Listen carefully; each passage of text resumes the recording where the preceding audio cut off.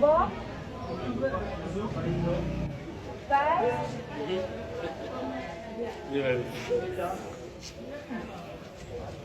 Breaking news wetuukirira ssaawa zineno engineer bali mwezo Kampala ye ali mu kubeera nga leadinga buli wamu wolaga era bwe bakugamba nti no awo NUP wanguddewo nkugambye Erias Lukwago azilisse atabikiriza anti ne ku kitundu kye walondera omukulu bali mwezo bamukubye akalulu. Video eno njaga tugiwa obudde naddala banankyukakyuka oŋŋamba ba NRM bulijjo bebagamba balonda NRM bo baliwa ssaawa zino naye nga tetunagendayo. Video eno mbadde nsaba osooka ogimpereka like bw'oba omaze subscribing weegatteeko omukutu gwaffe guno olunaku olwaleero nga bwe nkugambye ekintu kiri mu kubeera nga hakitokota. Erias Lukwago ye amaze dda kubeera nga paakinga ebibye anti abantu bannange basobodde okubeera nga bawuliriza His Excellency Robert Kyagulanyi kye yabagambye ku makya. Yabagambye mugende mulonde engineer bali mwezo mpaka kuwulira bubi bano abasajja nabo batyemu. Video yino njaga ogyerabireko tugamba nti no ndi mu kutema omugambo olabe biki ebigenda maaso currently.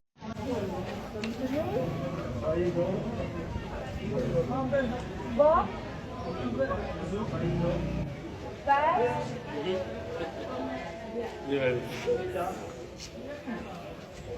Seven,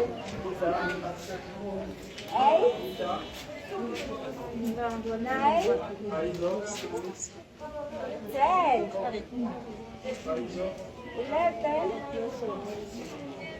12, 13,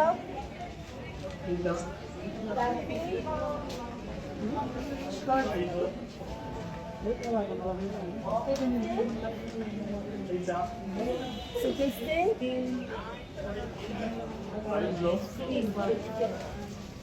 17, Abuja, 18,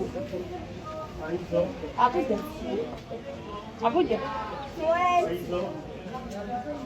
21, 22, 23, 24, 25, 26, 27, 28, 29, 30, 31, 32, 33, 34, 35, 36,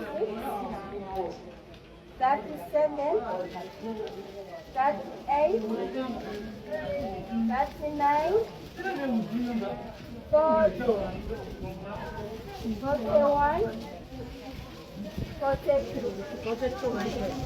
Basaba ne balyawo omwami meeya balireze esibula afuna obululu ava mu bubi.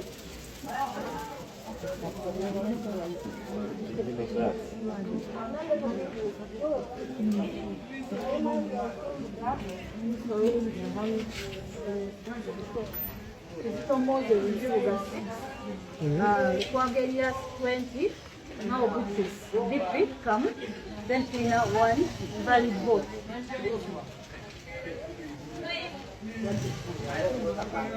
That's okay? Everyone concentrate.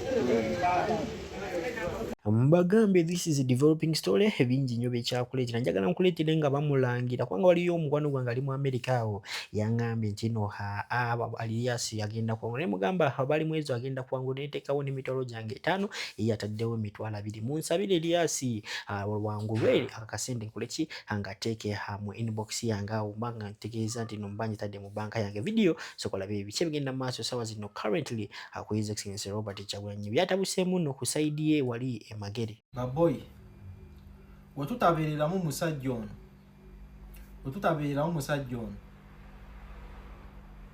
agenda kukomekereza nga Segirinnya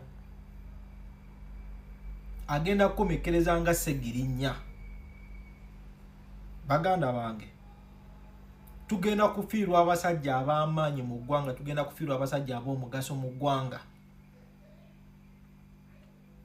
naye tugenda bafiirwa si lwakuba nti tulina tetusobola kukolawo, awula tugenda bafiirwa olw'okusirika kwaffe. tugenda kufiirwa abasajja ab'amaanyi mu ggwanga basobola okutwala ensi yaffe mu ggwanga basobola okuzimba ensi yaffe olw'okusirika kwaffe.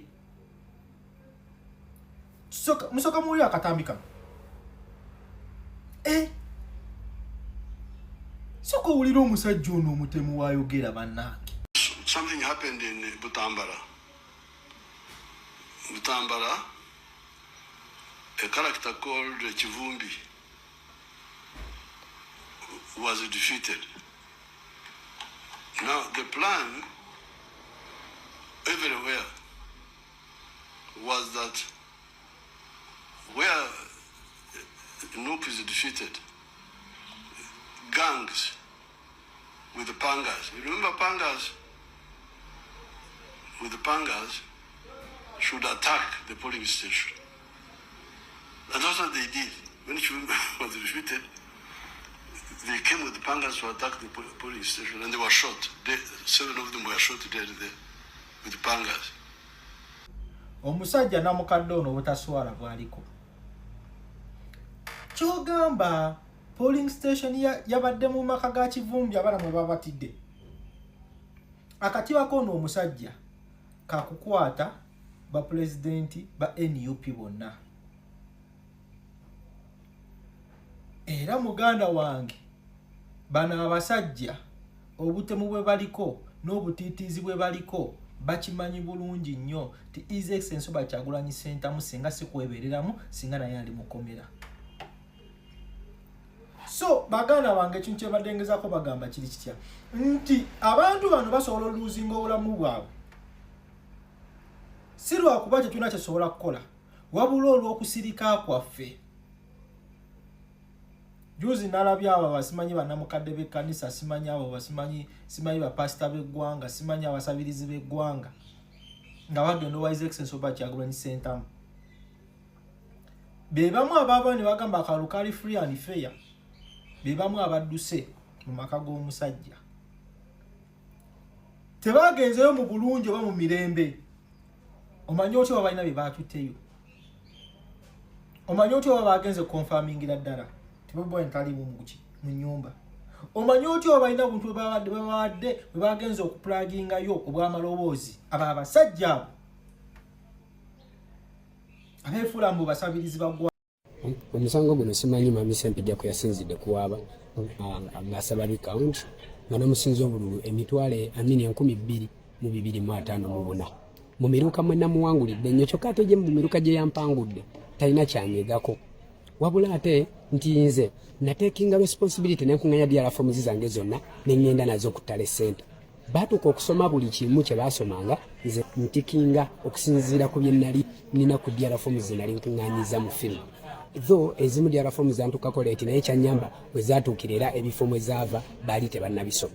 Naye lwabule sabukawunte yandifiitingira waggulu nnyo naye ate olw'okuba nti magini y'obululu bwe yampanguza yali ntono era mu claim ye mu application ye lwabenge sabukawunte kitagiteekako ateeka mu miruka mwenzaalibwa mwensinga obuwagizi omuluka gw'ebukulula egombola y'ebukulula omuluka gw'ebugonzi omuluka gw'ekiti n'omuluka gw'emukoko mugombola y'ebukulula egisingamu abalonzi abangi kubanga omuluka gw'emukoko gigusula abalonzi 15,000 n'ogw'ekiti kyokka ate ogw'ebugonzi guli balonzi 10 gye gisingamu obungi mu gombola y'ebukulula then ne mu lukaya nalulemu emiruka 3 kuba mulimu erimu emiruka 4 lukaya town council 3 magezi kizungu kaliro ward ne central ward egisingamu abalonzi abangi bajje obutaweza abalonzi 12,000 tagukonyeko olw'ensonga gulimu abalonzi batono nekyo tekinnewunyisa kwa kunaku lw'okulonda bayagala okuyisayo box nyingi bazistaffing abaana baffe ne baziremesa kati kirabika bayinza okuba nga bakonayivinze n'abantu abamu mu ngeri emu bwendala